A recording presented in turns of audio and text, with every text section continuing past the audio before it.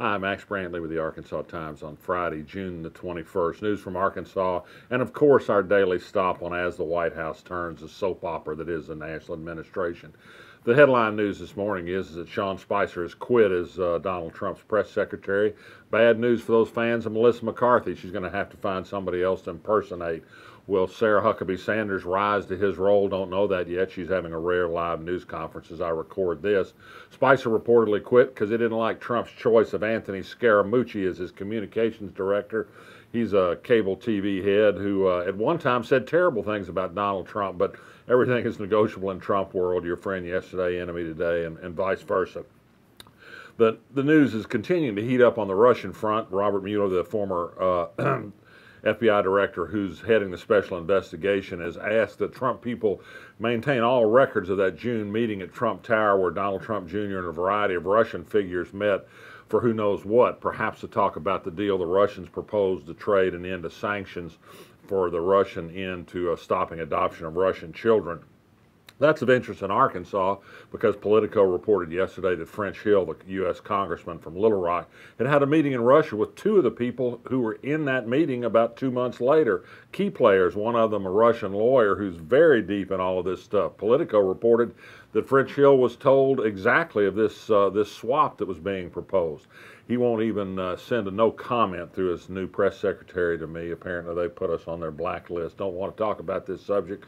Perhaps a special prosecutor can get some information out of the congressman from Little Rock. He might have something to share.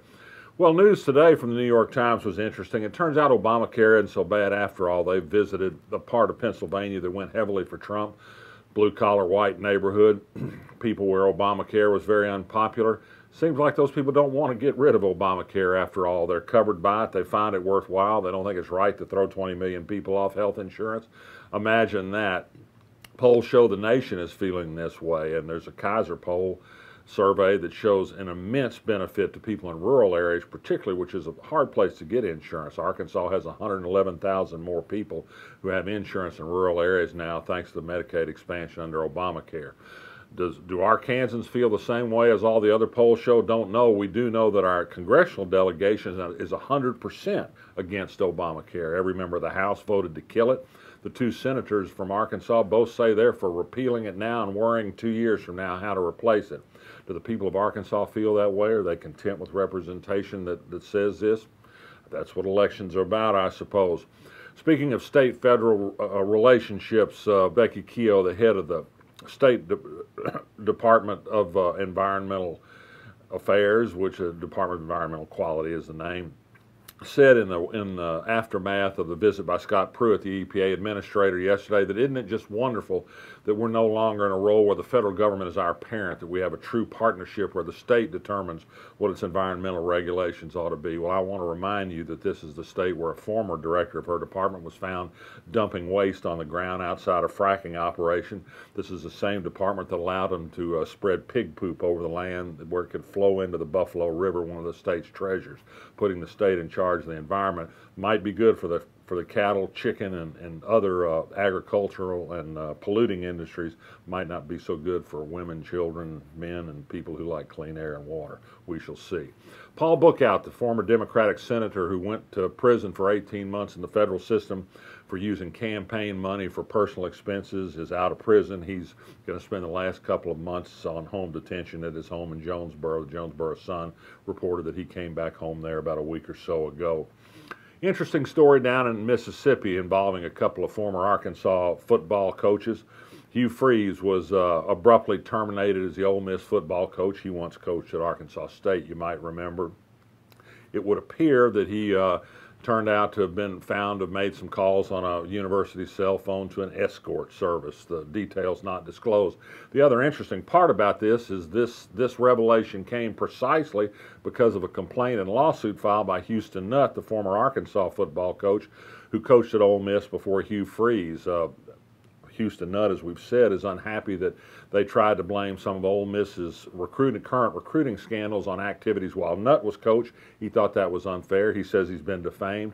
His lawyer, Tom Mars, filed an FOI request that dug up some phone records that led directly to yesterday's events of Hugh Freeze's departure. This, of course, is interesting because those with a long, not so long memory Remember, the Houston Nut got involved in controversy in Arkansas when somebody used the FOI Act here to see his phone records and found a suspicious number of calls between Nut and a very attractive young news anchor.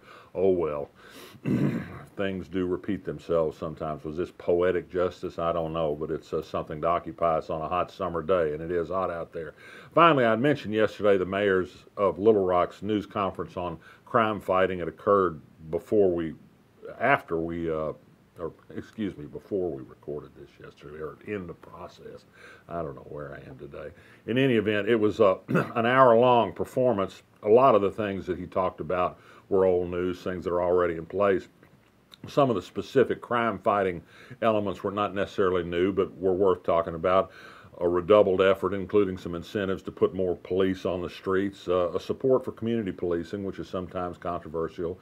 Some people just prefer the straight head-knocking approach to police on the street who actually make contacts in the community. More street lighting, getting tough on parole. We're always getting tough on parole, and that has some side not-so-good benefits of filling up the prisons, which we're still battling with, but I think that's going to be a focus, certainly, of the battle against violent crime.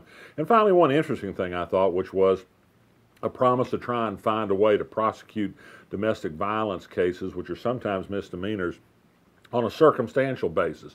That is, where the victim of the domestic violence sometimes is reluctant to testify against the perpetrator.